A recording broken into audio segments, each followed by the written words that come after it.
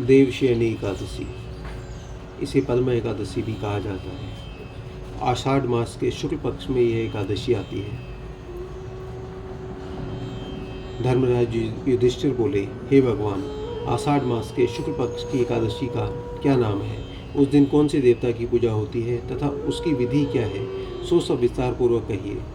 भगवान श्री कृष्ण बोले, हे राजन, एक समय नारद जी ने ब्रह्मा जी से यही प्रश्न पूछा था।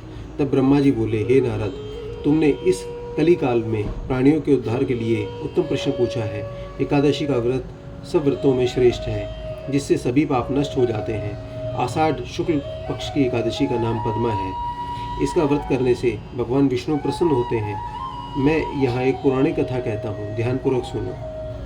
सूर्यवंशी मानधाता नाम का एक राजा था।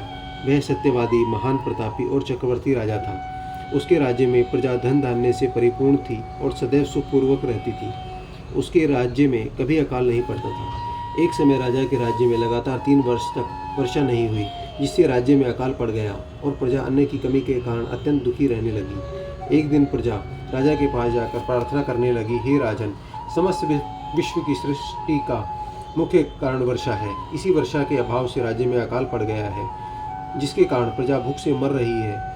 आप कोई ऐसा उपाय बतलाएं जिससे हम लोगों के दुख दूर हों। इस पर राजा मानधाता बोले कि आप लोग ठीक कह रहे हैं। वर्षा के न होने के कारण ही प्रजा को दुख भोगना पड़ रहा है। मैं जानता हूँ कि राजा के पापों के कारण ही प्रजा को दुख भोगना पड़ता है, परंतु मैं बहुत सोच विचार कर रहा हूँ, फिर भी मुझे अपना कोई दोष दिखाई नहीं दे रहा है। मैं आप लोगों के दुख को दूर करने के लिए बहुत यत्न कर रहा हूँ। ऐसा कहकर राजा मानधाता भगवान की पूजा कर कुछ आदमियों के साथ में वन को चल दिए। वहाँ वह अनेक ऋषियों के आश्रम में घूमते घूमते अंत में ब्रह्मा के पुत्र अंगिरा ऋषि के आश्रम पर पहुँचे। उस स्थान पर राजा रथ से उतरा और आश्रम में आया। वहाँ मुनि अभी नित्य कर्म से निवृत्त हुए थे। राजा ने उनके सम्मुख प्रणाम किया और मुनि ने उनको अपना आशीर्वाद दिया। फिर राजा से बोले, हे राजन, आप कुशल पूर्वक तो हैं तथा आपकी प्रजा भी कुशल पूर्वक होगी। आप इस स्थान पर कैसे आए हैं, सो सब कहिए। राजा बोला, हे महर्षि, मेरे राज्य में 3 वर्ष से वर्षा नहीं हो रही है। इससे अकाल पड़ गया है और प्रजा महान दुख भोग रही है। राजा के पापों के प्रभाव से प्रजा को कष्ट मिलता है, ऐसा शास्त्रों में लिखा हुआ है। मैं धर्मानुसार राज्य करता हूँ, फिर यह अकाल कैसे पड़ गया, इसका मुझे अभी तक पता नहीं लग सका है। मैं आपके पास इसी संदेह को दूर करने के लिए आया हूँ। आप मेरा यह संदेह दूर करके प्रजा के कष्ट को दूर करने के लिए कोई उपाय बतलाइए। इस पर वह ऋषि बोले, हे राजन, यह सतयुग सब युगों में श्रेष्ठ है। इसमें धर्म के चारों चरण सम्मिलित हैं, अर्थात इस युग में धर्म की सबसे अधिक उन्नति होती है। इस युग में ब्राह्मणों को ही तपस्या करने तथा वेद पढ़ने का अधिकार है, परंतु आपके राज्य में एक शूद्र भी तपस्या कर रहा है। इसी द्वेष के कारण आपके राज्य में वर्षा नहीं हो रही है। यदि आप प्रजा का भला चाहते हैं तो उस शूद्र को मार दीजिए। इस पर राजा बोले, हे मुनीश्वर, मैं उस निरपराध तपस्या करने वाले शूद्र को नहीं मार सकता। आप इस दोष से छूटने का कोई अन्य उपाय बतलाइए।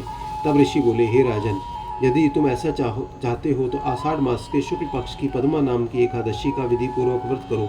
इस व्रत के प्रभाव से तुम्हारे राज्य में वर्षा होगी और प्रजा सुख पाएगी, क्योंकि इस एकादशी का व्रत सब सिद्धियों को देने वाला है और समस्त उपद्रवों को शांत करने वाला है। इस एकादशी का व्रत तुम अपनी समस्त प्रजा सहित करो। मुनि के इन वचनों को सुनकर राजा अपने नगर को वापस आया और विधि पूर्वक पद्मा एकादशी का व्रत किया। उस व्रत के प्रभाव से राज्य में वर्षा हुई और मनुष्यों को सुख पहुंचा। इसलिए देवशयनी एकादशी व्रत सबको करना चाहिए। इस व्रत का लोक में भोग और परलोक में मुक्ति देने वाला है। इसकी कथा पढ़ने व सुनने से मनुष्य के सब पाप नष्ट हो जाते हैं। इस एकादशी को देवशयनी एकादशी भी कहते हैं और इस व्रत को करने से भगवान विष्णु प्रसन्न होते हैं। अतः मोक्ष की प्राप्ति हेतु भी मनुष्य को यह व्रत करना चाहिए। चातुर्मास व्रत भी इस एकादशी के दिन शुरू किया जाता है। ओम नमो भगवते वासुदेवाय। ओम नमो भगवते वासुदेवाय। ओम नमो भगवते वासुदेवाय।